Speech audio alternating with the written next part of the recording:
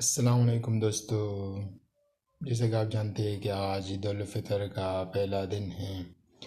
اور اس حوالے سے عید کی تیاری کے لیے میں نے دسترخوان سجایا ہے۔ جو آپ دیکھ سکتے ہیں کہ میں نے دسترخوان پہ جو ہم لوگوں کی روایت ہے، یعنی ہم لوگوں کے جو رسم و رواج ہے، اسی کے مطابق میں نے دسترخوان سجایا ہے۔ یہ میرا گیسٹ روم ہے